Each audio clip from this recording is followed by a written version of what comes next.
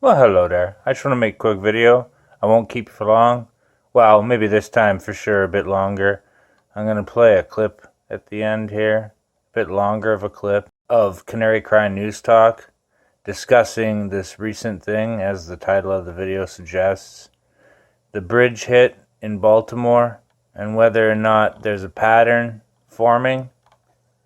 And I guess that being said, I don't really want to speculate much. In the past, I've ran my mouth a lot about certain topics, but that's okay because I see the error of my ways and repent of it. And so now I just try to be clear and concise and leave my emotions out of it.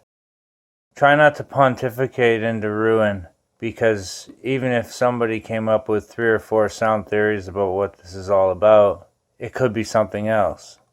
Something no one's even thinking about.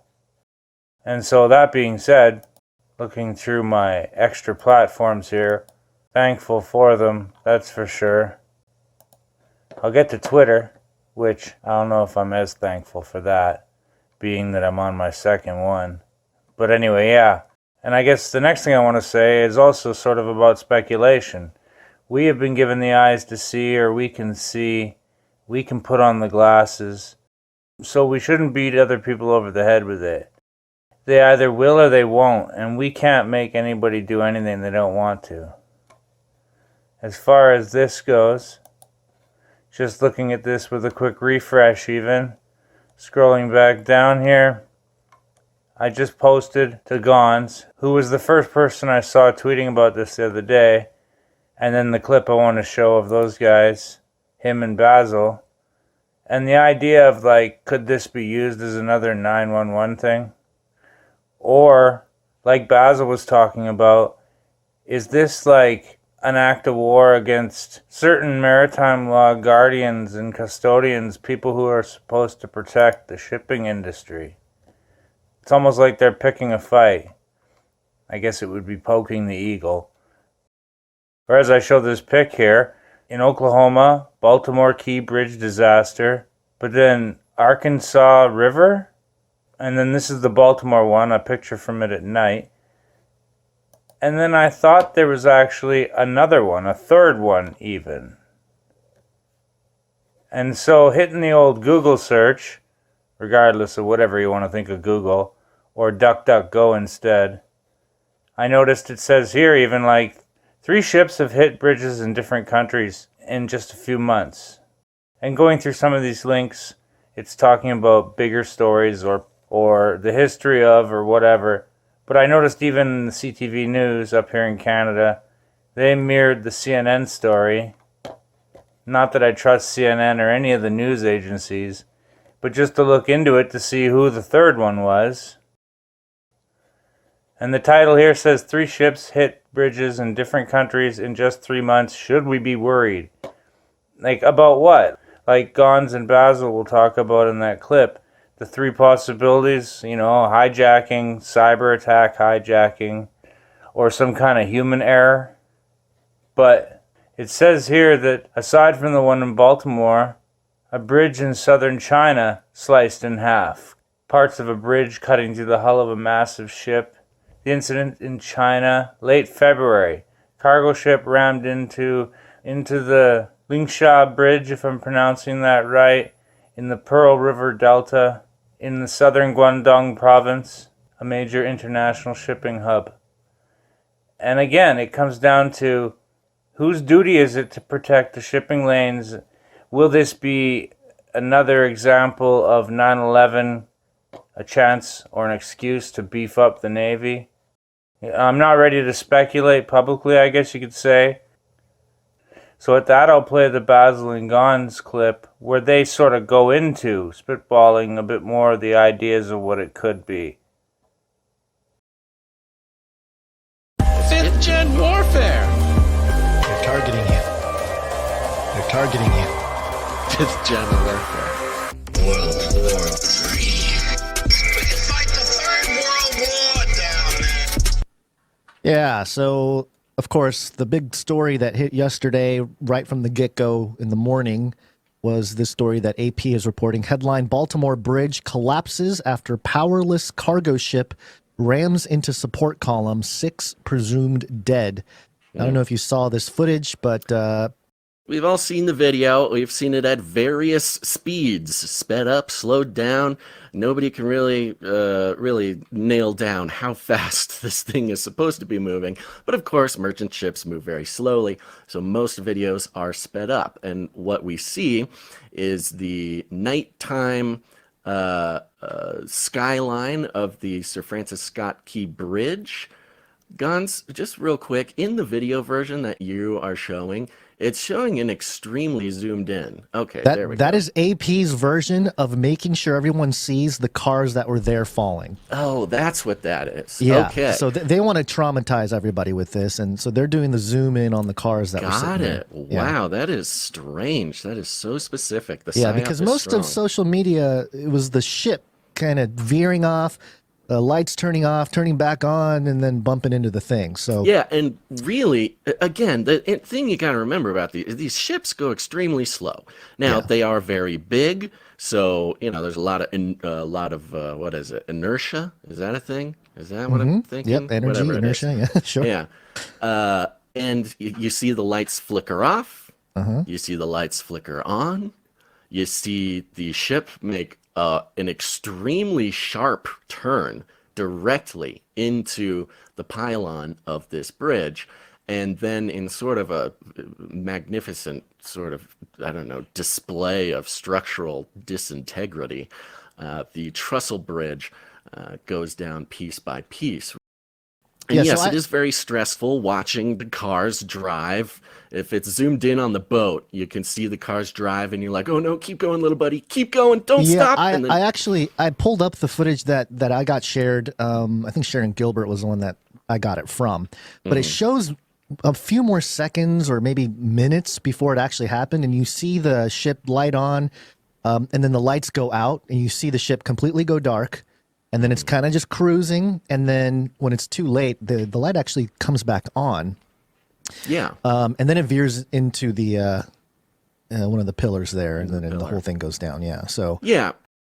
Just as a reminder to everybody, in case you didn't get the newsletter today, I have been on a kick recently trying to remind the good people of America and perhaps even the whole world that the very spirit of American imperialism, the very soul of American militarism, which is to say the soul of America, is directly tied to merchant ships. It's the reason why we have the military that we do. It's the reason why we have the global influence that we do. It's the reason why parts of our military were even existed, and of course that trickles down into all of what we would consider traditional American values, traditional American attitudes and patriotism, and it's all based on merchant ships. The whole place is based on merchant ships.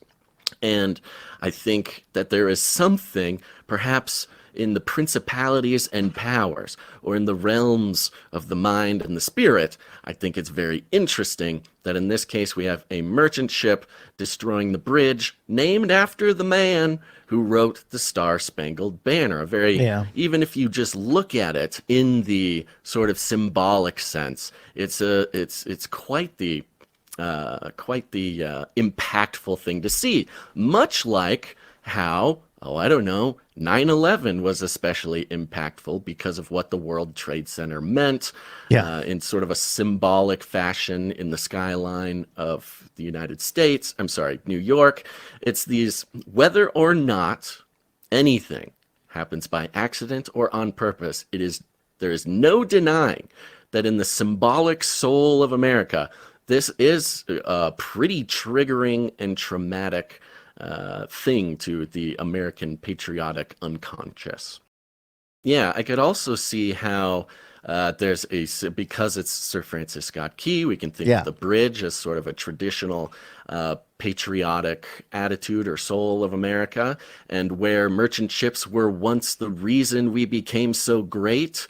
the undoing. the global economy, which was once our sole purpose as a nation to exist, to protect, now turns its back and destroys what we consider, patriotism or a classical idea of what America is. There are lots of ways to think about it, but surely it'll mean different things to different people. Of course. I do want to read a couple parts here from the AP article just to get an idea of how AP is reporting it, because they seem to focus in on certain things and not other things. It says here, Baltimore, a cargo ship lost power and rammed into a major bridge in Baltimore early Tuesday. So losing power, that already brings up so many questions. How did it lose power? What do you mean it lost power? How come it turned back on before it actually? Yeah, why is it still driving? Does losing power means it can't steer? It doesn't mean it can't. There's all kinds of stuff. What exactly does that mean in the sort of mechanics of this situation? Sure. Destroying the span in a matter of seconds and plunging it into the river in a terrifying collapse that could disrupt a vital shipping port for months. 6 people were missing and presumed dead, and the search for them was suspended until Wednesday morning. It does mention here the ship's crew issued a mayday call moments before the crash took down the Francis Scott Key Bridge. They don't mention who Francis Scott Key is. They do have a little link to it, so if you want to find out, the guy who wrote the Star Spangled Banner. A few things. First of all, it says here, as the vessel neared the bridge, puffs of black smoke could be seen as the lights flickered on and off. Kind of reminds me of like the Pope thing, with the white smoke and all that. It struck one of the bridge supports, causing the structure to collapse like a toy. Like a toy. It's a toy. Just a toy. I thought that was a weird description to call it a toy. A couple of the people missing were not even from the United States. They were from another country, Guatemala, Honduras. That brings up, I want to let you go on that, but that brings up an interesting thing just to sort of mention before you read more, which is, again, back to the symbolism, but also back to just a very important detail about national security is, look, if there's anything that would not be hindered, if there's anything that would have the best chance of, transporting something or someone into the country, it's not airplanes, it's not by land, it's in shipping containers. Cargo, yes. We are always going to let cargo into the country. It's essential that the cargo makes it. This is not, we're talking about immigration, we're talking about the flights from Canada, we're talking about the the land route from the south, we're talking about all these things, but nobody's talking about something that has classically been a part of illegal immigration and human trafficking, which is cargo ships, shipping containers, things like this. And it's because the country absolutely requires these ships to come in. And so, I would say if there's anything that is the sort of easiest entry point for something from the outside world, meaning internationally, the easiest way that you can guarantee entry is through the cargo shipping system. Now, specifically regarding the power going out issue, this has really tipped off the directed energy weapon theories. Before we go down that path, let me just do one quote from the mayor of Baltimore here. That, again, suggests to me that there's more going on. Quote, "It looked like something out of an action movie," end quote. Baltimore Mayor Brandon Scott said, calling it, quote, "an unthinkable tragedy." One last little thing from the article down at the bottom. Tuesday's collapse is sure to create a logistical nightmare along the East Coast for months, if not years, shutting down ship traffic at the port of Baltimore, a major hub. The loss of the bridge will also snarl cargo and commuter traffic. Quote, "Losing this bridge will devastate the entire area as well as the entire East Coast," end quote, said State Senator Johnny Ray Salling said. Forget movies.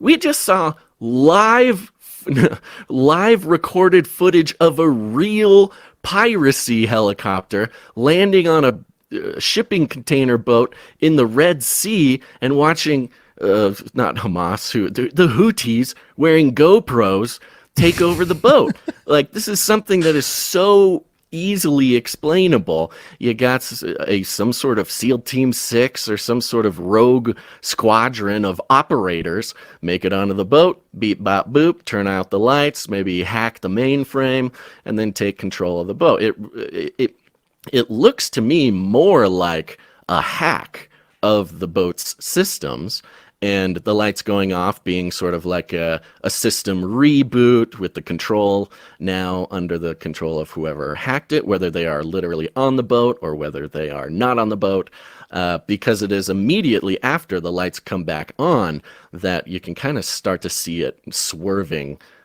Yeah, I dug into a little bit of how there's articles out there, just one in particular, I'll just read the headline, how satellites are forcing maritime pirates to walk the plank, basically saying like no ship ever out there anymore is safe. Even the pirate ships, they're all being monitored. So there's an eye in the sky, so to speak. So, for something like this to happen, this tweet is coming from, or a post, I guess, coming from Concerned Citizen.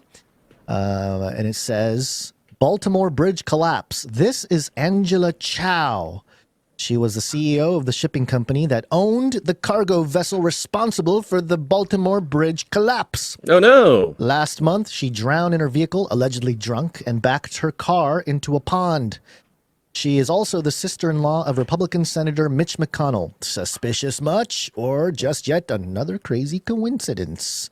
There's a screenshot of Angela Chow.